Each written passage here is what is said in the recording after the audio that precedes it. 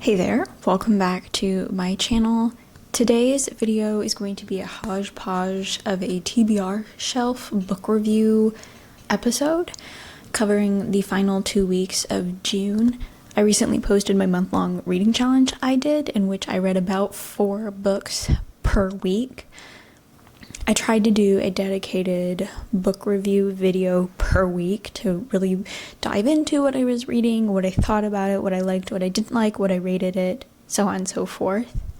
The final 2 weeks kind of just got away from me, and so I have ended up taking the reviews that I recorded and mushing all of them together into one single video. And because I didn't record a proper introduction during that initial filming, you get future me here explaining to you what you're now going to see, which is a TBR shelf style review for 8 books, I believe, that I read at the end of June. Hope you enjoy watching, and if you like following along on my reading journeys, please don't forget to hit that subscribe button and then leave me a comment with what you're reading or any book recommendations or reading challenges that you might suggest I do in the future. I have 4 books that I read last week. This is The Oregon Trail by Rinker Buck. I have mixed feelings about this book. I thought it was a fascinating way of combining history with a memoir essentially, because we have Rinker, who kind of grew up in the late 1900s in more of a small town setting in New England, America, and grew up like surrounded by Amish and Mennonite, and a father who was very much like hands-on experience and lived on a farm, taught his children to raise animals and drive a wagon team and so on and so forth. Rinker decides, I don't know much about this man, but from what I understand from this book is he grew up to be a writer and a journalist, and has spent a lot of his career traveling and doing stuff for his journalism and writing about it. So he spent a lot of time in the American West and like on cattle ranches and so on and so forth, like having this kind of pseudo cowboy-esque time with his career. He's at a low point in his life, ends up on a road trip kind of stumbling upon this Oregon Trail, this portion of the Oregon Trail with a visitor center, and just falls in love with this idea of doing the Oregon Trail in the 21st century. And so he plans this whole trip, and he buys a wagon, and he buys a mule team, and his brother and his brother's dog come along for this trip in 2011 to do the Oregon Trail from St. Joseph, Missouri to Oregon. They kind of just treat it as like crossing the border to Oregon. I think they end up going all the way to Willamette Valley, like where the end of the Oregon Trail was. But his goal is mostly just like drive from St. Joseph, Missouri all the way to cross the border into Oregon and follow as much of the original Oregon Trail as possible. It's like a fascinating challenge. It's one of those things where I'm like, I personally don't have any desire to do that. And this book constantly reminded me that I would be seriously out of my element if I ever tried to like survive on my own and make things for myself and do. There were so many times in this book where I'm like, oh my lord, I am very dependent on modern day amenities in my life. I could not do this. But it's always fascinating to read about people who do take on that challenge and force themselves to kind of like live off the land and have this really intense physical, mental experience.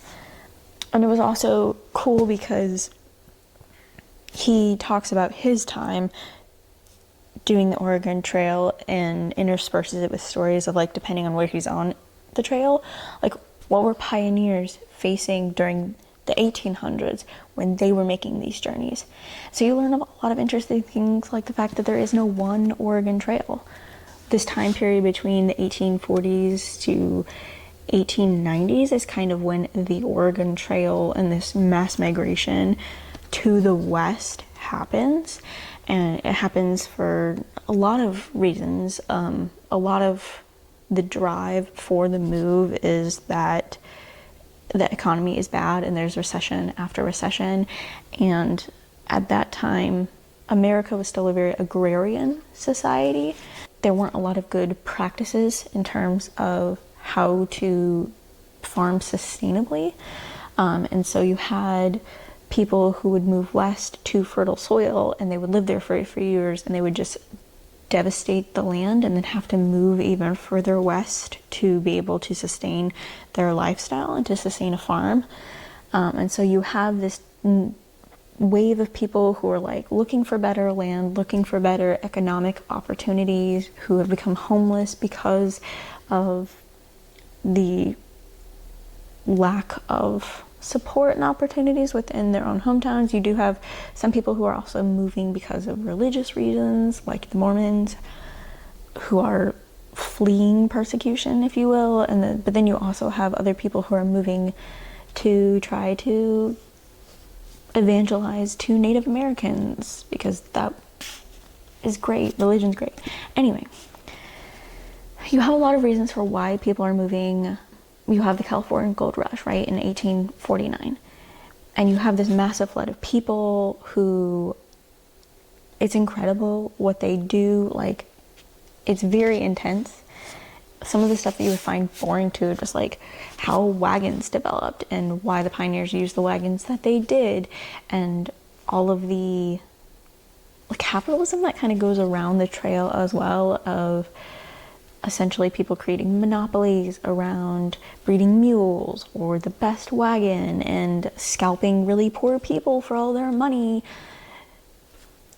because it's great. Anyway, it's super fascinating to learn about the history. It's one of those kinds of books where you realize how much you didn't learn in school. So I very much appreciated that. I appreciated reading Rinker's story as well, of his trip.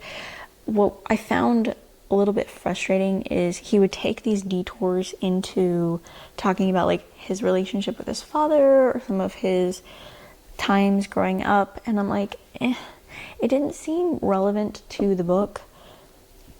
This book felt like one of those things where he had published before, he was pretty well known, and so the publisher kind of just let slide some of the stuff he wanted to include in this book.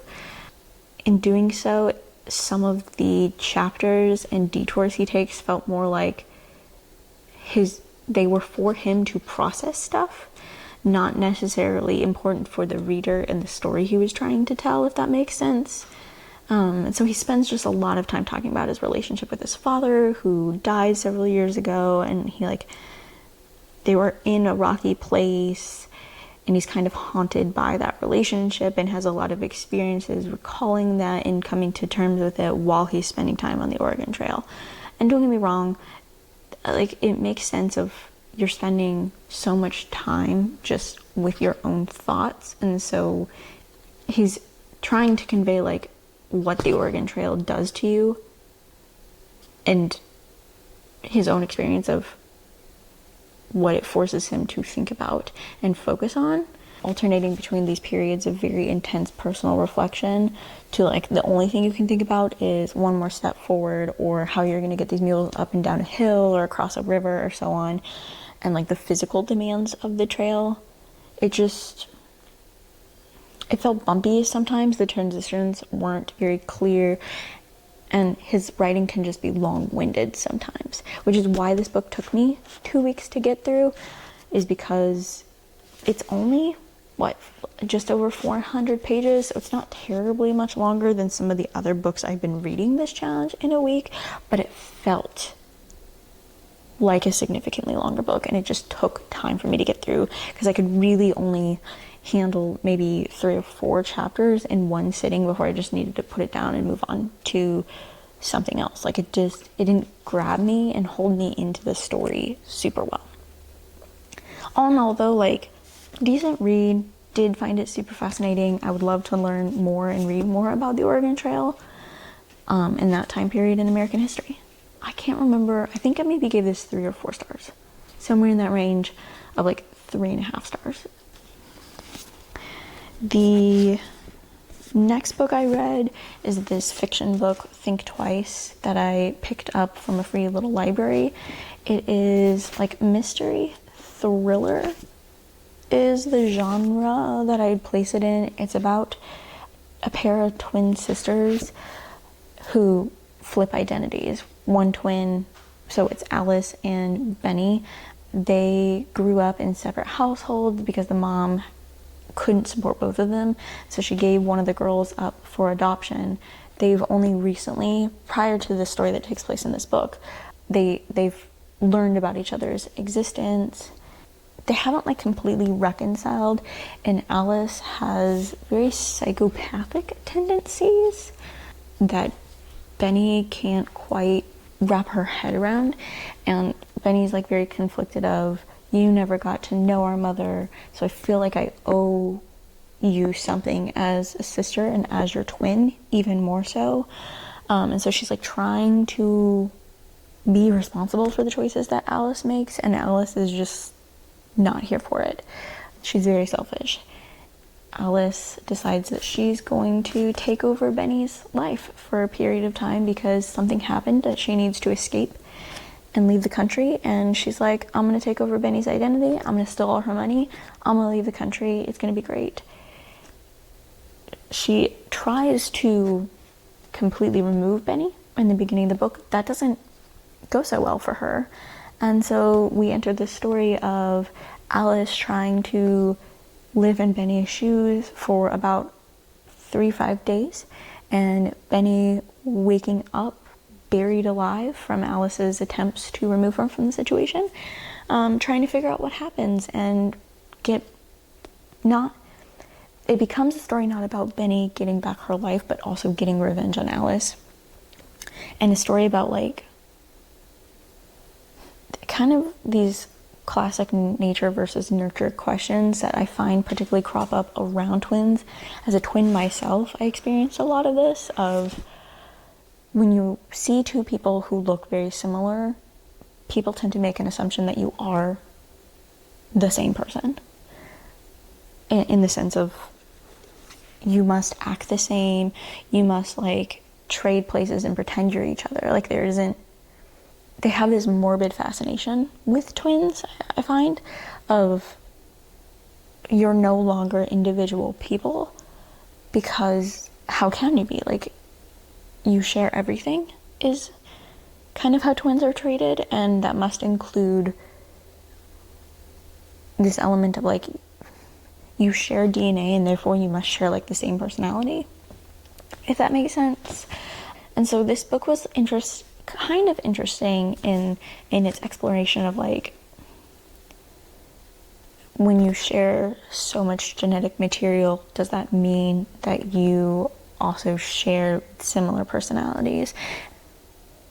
Or like, does nurture come more into that, of like who you become as a person and what you choose to do in life? At the same time, I feel like a lot of those questions are they're very much tropish at this point in time, and I found some elements of this book hard to believe. Like, some of the plot just felt extremely contrived.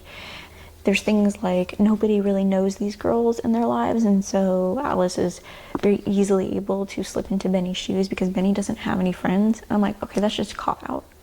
You know, like, there are specific choices that were made to make this story work that tested my suspension of disbelief as a reader. I think the writing was okay. There's a lot of action, which helped kind of move the plot along. I learned that this book was part of a series that one of the characters featured in here is the main character in the series, and so we get some of the story from her perspective, which I found very odd at the beginning until I learned that it was a part of a series, and I was like, oh, this is why we're getting stuff from her perspective and about her love life and her family.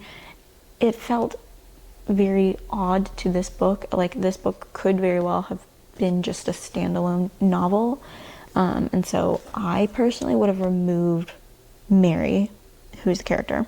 I just would have removed her perspective. I didn't think it was helpful. I didn't think it drove the plot or helped like some of the themes that we were exploring in the book.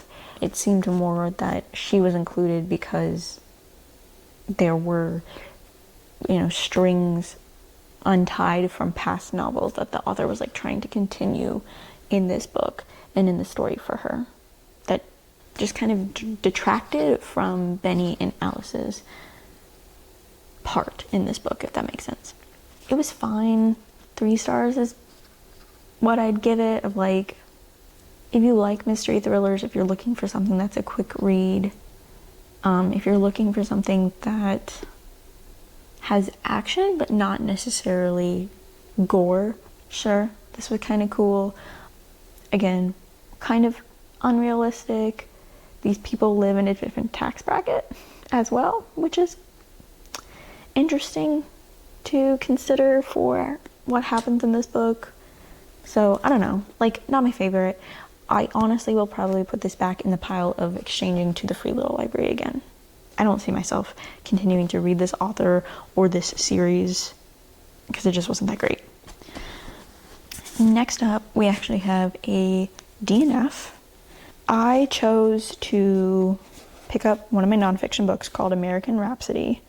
It is a very coffee table nonfiction book. It's a lot of vignettes about writers and authors and movie stars and musicians in the roaring 20s of America. So like when jazz came to be, when there was like just this shift in the intellectual and literary world of that time period because of World War I. Some of the through lines that the author was trying to lay out were interesting, and there's a lot of interesting people that she writes about, but I didn't like the format of this, and I didn't like her writing style. It was very highbrow vocabulary, like a writing style that I find can happen in more biography genres that it's not super approachable to a reader, at least to me, and maybe that's just me being dumb. It's like, it's not fun to read when you struggle to follow what on earth someone just said in a sentence. It's not even that she was using vocabulary that was unfamiliar to me. It was very academic writing, if that makes sense. Very formal language, very formal sentence structure that was a bit distracting. The writing style would consistently pull me away from the narratives of these people that she's talking about. What I will say about this book is I very quickly lost interest in finishing this one, but I would happily go pick up a biography about people like Edith Wharton or F. Scott Fitzgerald or George Gershwin. Like, there were a ton of fascinating people she wrote about in here. I just didn't like this book. So I didn't give it a rating because I just don't think that's fair to do when I DNF'd it. I did get about 50% through, which is pretty good. If you like biography vignettes, right, and you don't want to spend the time reading a full 400, 500 page book on a person, you just kind of want to dip your toes into their life and learn a little bit about them and like some of the major career moments they have, then this book might be for you. Because I think most chapters were like maybe 20 pages, 20, 25 pages, kind of where they fell. It's definitely one of those books where if you want something that you can kind of just read chunk by chunk, this is probably a good one to do that with. And then the last book for week 3 that I read is this novel called We Are Called to Rise. It follows 4 different characters in Las Vegas theme. Plays on this idea of what, like, all the different tiny choices and moments we have as people and how all of our lives kind of interconnect in ways that are both unexpected and surprising and terrible and sad and beautiful and joyful, and just this kaleidoscope of what it means to be human and to be human together in community. All 4 characters come from extremely different backgrounds. They're different ages, they're different races, they are different education levels, struggling with different things in their lives, and yet they all kind of interconnect in these very both meaningful and meaningless ways. It's a beautiful story. It's a very sad story. It's one of those where, you know, you end it with, there's one character in particular who is sort of the moral force of this story, if you will, of like communicating what you should take away from this book. And it's in those veins of, you know, your life may not be meaningful 50 years from now. It may not be meaningful 200 years from now. Your name's not going to be recorded in history. You have very limited reach in your life, but you should try to do what you can to help other people and to create moments of joy and happiness for others. And, you know, sort of that, like, just like, be human, embrace the humanity of everyone, try to make the world a better place. Small moments matter, even if the only person they matter to is you and that other person. It was a hard book to read because what happens is devastating to these characters, but it was also very hopeful in the fact that it does just let everyday humans shine.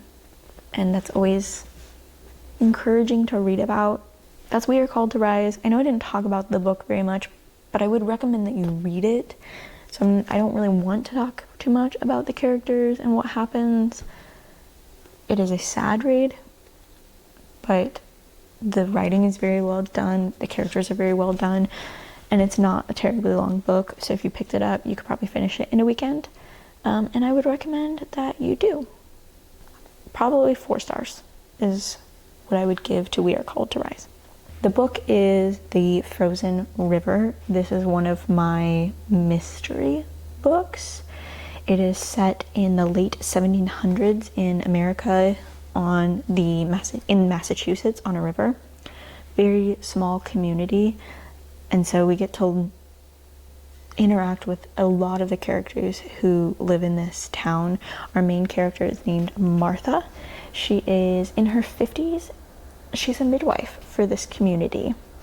I absolutely loved following a character who is very established in her life and has this like full history and this full family and this full career. I appreciated following someone who wasn't, you know, at the cusp of adulthood. She's very sure of herself, very competent, and very trusted in her community, which I very much appreciated. I think I talked about this when I was reading The Crossing Places, that I just like books where people are experts and are doing the thing that they're an expert at, and you just like get a little glimpse into them loving their job and loving to help, particularly in Martha's case, like the women in her community with something that can be very scary and very deadly to mother and child. So that was really cool. The plot itself is there's a woman in her community who's claimed that 2 men have essayed her. One of those men ends up being found drowned in the frozen river, and maybe he was murdered. What's going to happen now? Like, is this woman going to get justice? Is this man going to get justice? What does justice even look like at this time in American history, given that they're not, this takes place in the infancy of the United States, and the justice system is very different then from what we have now. Not any better or worse, in the sense of, one of the YouTubers I follow makes this comment of, the justice system isn't broken, there is no system for justice. Something like that, of just, true justice is very hard to come by. And I won't lie, I don't think it should be a surprise to any reader of this book of that ends up happening. Like, these men get away, well, really one of the men, because one of them is murdered. He gets away with being acquitted of this very, very awful, terrible assault on this woman in the community. He gets away from being put in jail or having a death sentence for it.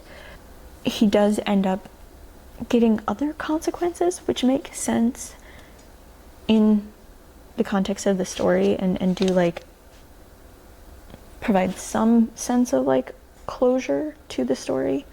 After I finished the novel, I read the author's note on the inspiration for the book, because it's based on some true events. She fudges a lot with the timeline. Martha Ballard, our main character, was a real person and like wrote an entire, like kept a journal of her time as a midwife, and so a lot of the events in this book are inspired by her experiences, but there's some tweaks and stuff in terms of like when all of her kids get married or find partners, who those partners are, and the crime that centers at the crime that is the center of this book. It was hard to read what actually happened in real life, because this woman in the book, it is a one-time event by two men, and in real life the author talks about that it is three men over the span of a week, multiple times, and nothing happens. And that's just like heart-wrenching to read, especially as a woman sitting here in the 21st century in a society which still chooses to not trust women, and still has this idea of women accusing men of doing these terrible things to them are just the boy who cried wolf. We cannot take women at their word because the man would suffer. You would ruin the boy's life. How dare you? Do we want to risk that? And you're like, who cares? Because someone actually suffered real harm. Like, you're talking about a hypothetical future in which this man might receive some repercussions, as opposed to a woman who has gone through objective, real harm and potentially will never recover from it, or like it is an uphill battle to recover from it, and you're not going to give her justice just because you don't want to potentially ruin someone else's life. Like, that's a whole spiel for another day. Yeah, it's awful. It's heartbreaking. This book was really good. That's all I have to say. So, highly, highly, highly, highly recommend The Frozen River. I'm going to be checking out some of this author's other books because I loved it, and I'm hoping that some of her other stuff will be 5-star reads for me, which I really want. The next book I then proceeded to read is Night by Eli Wiesel. I should know how to say this man's name. I'm probably mispronouncing that. But this is a Holocaust survivor, and this is his very short biography, kind of his time in Auschwitz and in a few different concentration camps towards the end of World War II. His family lives in what was Transylvania at that time, and so they don't end up being taken and sent to these concentration camps until 1944, and so very tail end of the war, but I'm sure a year felt like an eternity in these awful circumstances. Just the amount of people who died and suffered terribly is devastating. It was very hard to read, very short. I think this book was all of like 115 pages, so I read it in a day. It is very sad. At the same time, I had the same experience with this as I did reading To End All Wars, which is you sit there going, how am I supposed to rate someone's personal account of an awful atrocity and a genocide against a people? Like, how are you supposed to rate that? It seems stupid to give it a star rating and to have any negative feelings about it as a book. However, and I say however, not to diminish any of the personal experiences told in this book, or to diminish the horrible travesty that was the Holocaust. Like, please don't get me wrong, awful time in history, should never have happened. Like, Nazis were terrible people. What they did to Jewish communities, LGBTQ communities, and Romani people, like, awful, terrible, terrible, terrible, terrible.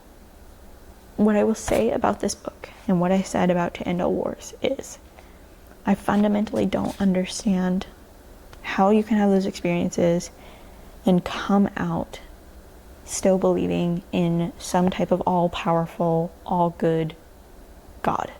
To end all wars was more of a Christian perspective versus a Jewish perspective. So I know that the religions are a little bit different in who they think of God as, but generally speaking, their God is someone who is supposed to be all-powerful, all-good, and yet allows things like this to happen. And I just fundamentally don't understand how you can come out believing in that when you have this type of experience.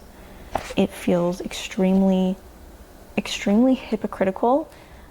And I hear, Christians particularly, because that's the community that I grew up in, making these arguments from things like, from portions of scripture like the Old Testament, when you have the God they believe in calling for genocide after genocide after genocide, and even of his own chosen people allows them and actually causes them to be enslaved many times, and for many of them to die. Like, it's terrible. The Old Testament is extremely gruesome and extremely bloody for absolutely no reason. Christians use that to justify so much. But it's frustrating to hear them talk about that and claim that like that was real history and it was fine and like God is good for doing any of that, because we can't comprehend the mind of God, and yet think that they have any moral foundation to say something is good or bad in today's day and age. I am struggling with the religious aspects of some of these books and them reaching this conclusion of God is good, God is great, God is the meaning of life, after all of the experiences that they go through suffering under the hands of people who don't share the same beliefs, but share the same level of extremism in those beliefs. The other piece that I just had to give a sad chuckle at the end is there's his Nobel Peace Prize acceptance speech at the very end of this from 1986, and he spends his last portion of his speech making comments about the state of Israel, which was kind of formed after World War II, and he makes some comments about no group of people ever deserves to be oppressed, but responding to oppression and violence is not the answer. And so while I feel for the Palestinian people, what I think what they're doing is wrong, and Israel just needs to be given a chance, is essentially what he says. Because I believe in Israel, and I think Israel will do what is right by the Palestinian people, and we can find a means of peace. It's interesting to read that from 1986, and here we are, 40 years later. What is Israel doing? Definitely did not reach any sort of peace with Palestine. Instead, they're doing an extermination, just like Nazi Germany tried to do of the Jewish people to begin with. And you just sit here and go, oh, people never learn. History just 100% repeats itself over and over and over again. It's hard to read. This is The Woman in Cabin 10, which I had just started. It is my first Ruth Ware book, and overall it was pretty decent. It definitely does have that feel of like airport mystery novel, like very surface level, very glamorous in some respects. All the characters are not normal, so everyone's like either super pretty or super wealthy or just very extreme characters. As someone who doesn't drink, it was also really annoying the first third of the book how much alcohol is relied upon for stress relief or socialization and so on and so forth.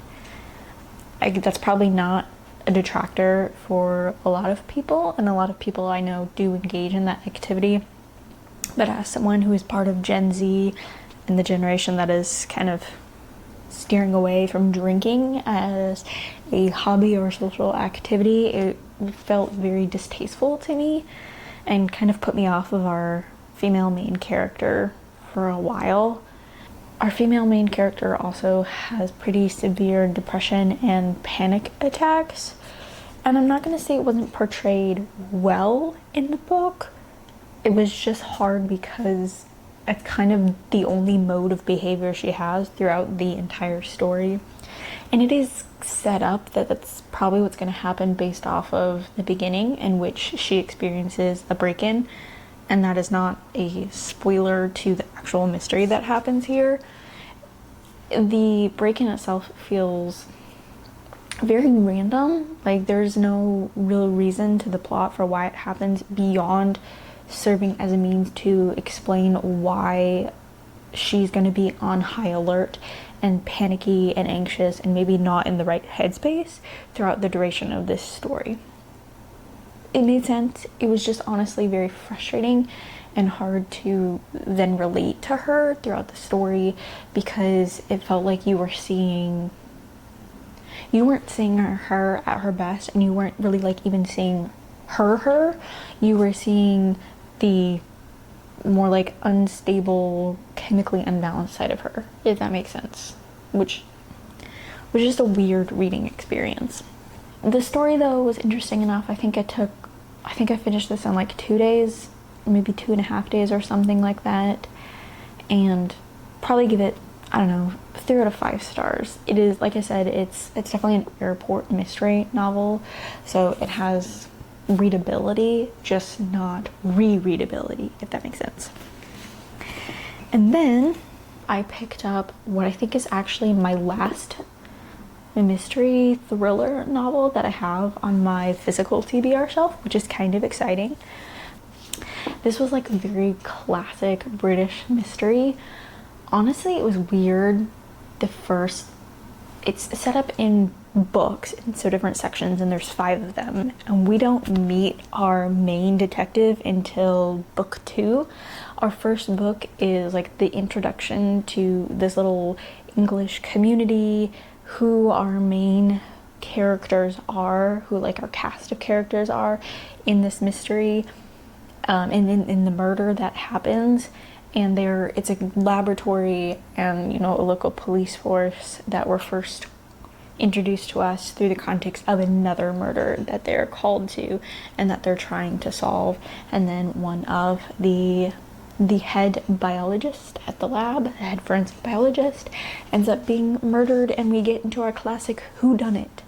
Very Sherlock Holmes coded, not in like a bad way, just in like, our main detective is very smart, very cold and standoffish, very lonely, has his little sidekick character, you know, just like classic British mystery, like I said.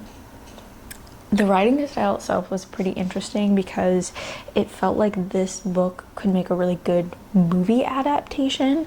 P.D. James goes into a lot of detail describing each of the place settings, and so every home we go into, every like different environment of this town, she spends a lot of time giving us descriptions of how the architecture and of the lighting and where things are placed. Like, so spatially I had a really good understanding of what was happening. The characters themselves are not super described, and there was a lot of physical characteristics that she used, and I didn't really fully understand what she was trying to describe in there. I always don't know what to picture when authors use character descriptions like a high brow or like really inset eyes. Like, I can kind of picture it, but I don't, in like real life, when I meet someone, I don't, like, I see faces, right? Like, and I can acknowledge how someone physically looks, but I don't think of how they look in the same words that an author tends to use to describe them, if that makes sense.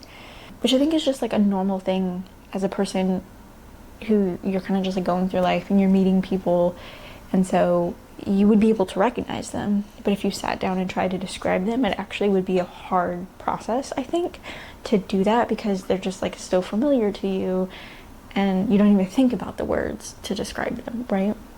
But then when you are an author and you do have to describe people, it's just a very interesting process. And sometimes I find as a reader that the picture they're trying to convey is very different than what I end up with in my head. And P.D. James also has this tendency to like describe a character after you've already met them and interacted with them a few times, and so you have already have your own like preconceived notions, and then she gives its description, so you're like trying to layer these two things together, versus her introducing a character and giving you a description of them all at the same time. The other writing style technique that I struggled with at first is she kind of like flows between different character perspectives, paragraph by paragraph, or even like sentence by sentence. And so we'll have a group of characters interacting, or just even if it's two, we'll have them interacting, and they don't even have to be having a conversation necessarily. Maybe we're just in someone's head and we'll be in their head, and then all of a sudden in the next sentence we're in the other character's head, of like seeing how they're perceiving each other and how they're reacting to like information they have just learned, or where they're going with next, and what like the puzzle pieces that they're putting together.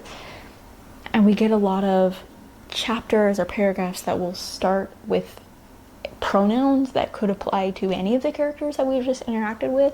So it took me a while to get used to that style and like be able to really follow clearly which character's head we were in at any given moment. Overall though, super good book. I understand why P.D. James is considered one of like the top murder mystery novelist, because I definitely found this book super enjoyable and would be very excited to read any of her other works. I don't want to give this one a 5 out of 5 stars because it wasn't perfection, but maybe like 4.5 rounded down to a 4 on Goodreads is what I'd give this.